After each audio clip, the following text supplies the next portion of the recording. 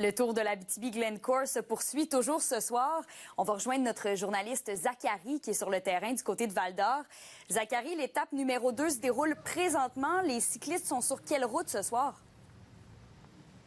On est sur la route 117 là, pour les coureurs, qui est le départ, qui est une course de 118,3 km entre Pressac et Val-d'Or. On a une belle température aussi aujourd'hui, donc ça risque pour les cyclistes de rouler. Ça peut glisser également aujourd'hui. Donc, comme un peu comme hier, lorsqu'ils arriveront à Val-d'Or, ils devront effectuer un circuit de 4 tours au lieu de 3, comparativement à hier, qui est un total de 5,2 km à leur arrivée.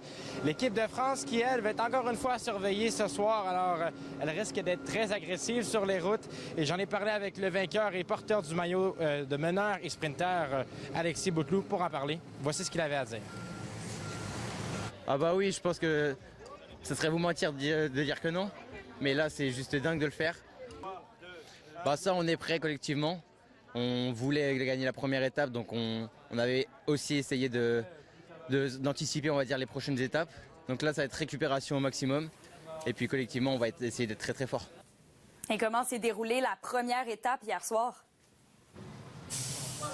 Dans l'ensemble, Kémélia, ça s'est bien passé. On a eu une course avec plein de rebondissements, plein d'attaques au courant des 2h39 que les athlètes ont parcouru hier.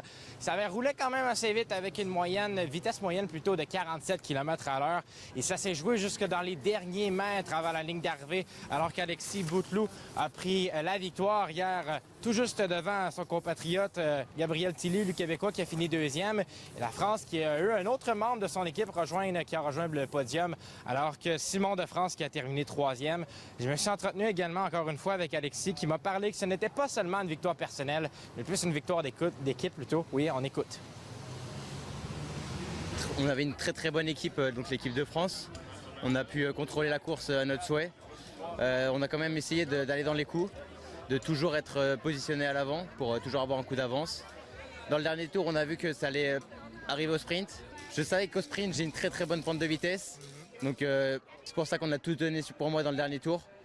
Et donc je suis heureux de leur apporter la victoire. Également, on va devoir garder à l'œil le jeune Justin Delide, qui, lui, qui fait partie plutôt de l'équipe Sabot-Abitibi-Témiscamingue, qui a terminé à la 6e position hier. On va avoir plus de détails pour vous demain soir, ce soir et demain. Oui, comme vous le disiez, là, ça risque d'être un bon défi pour les cyclistes avec la pluie de ce soir. Il y a l'air d'en avoir pas mal par chez vous. Merci beaucoup, Zachary.